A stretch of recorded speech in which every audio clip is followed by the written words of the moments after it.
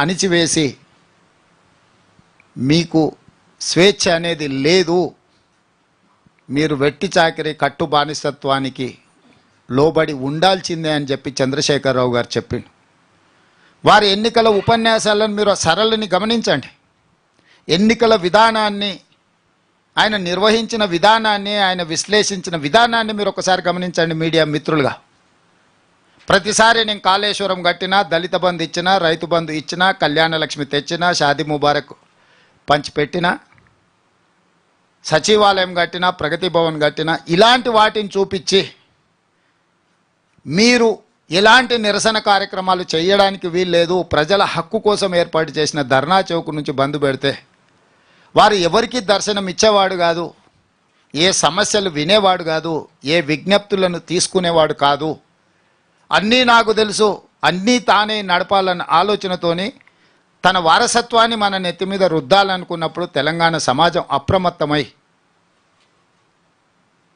అన్ని పక్షాలు ఏకమై ఆనాటి సాయుధ రైతాంగ పోరాటాన్ని స్ఫూర్తిగా తీసుకొని ప్రజాస్వామిక వ్యవస్థలో ప్రజాస్వామిక బద్ధంగా జరిగిన ఎన్నికలలో మార్పు కావాలి, కాంగ్రెస్ రావాలి అన్న ఆలోచనతోని డిసెంబర్ 3, 2023 నాడు తీర్పు ఇవ్వడంతో 75 సంవత్సరాల తర్వాత మళ్ళీ అంతే ప్రాధాన్యతతో కూడుకున్న తీర్పు, ఈ ప్రాంత ప్రజలకు స్వేచ్ఛ మళ్ళీ ప్రజలే తెచ్చుకున్నారు.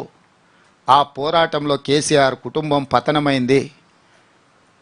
కేసీఆర్ కుటుంబం అధికారం నుంచి ప్రజలు దించివేయడం జరిగింది.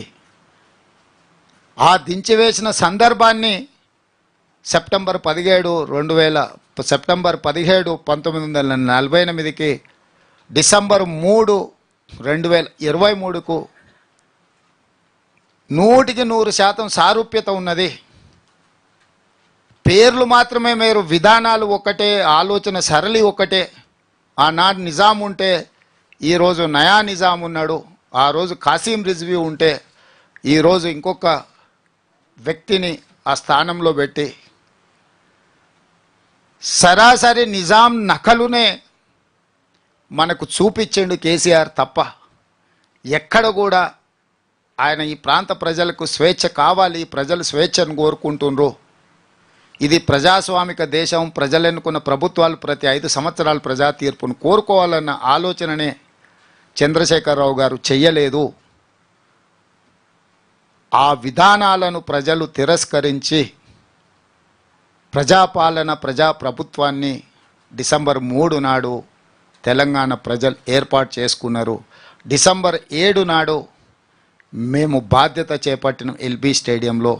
డిసెంబర్ 7 నుంచి మార్చి 17 వరకు 100 రోజులు పూర్తి చేసుకున్న సందర్భంలో ఇక్కడనే గతంలో మళ్ళీ అధికారం వస్తుందని చెప్పిన రోజు విన్న వాళ్ళు ఉన్నారు, నమ్మని వాళ్ళు ఉన్నారు.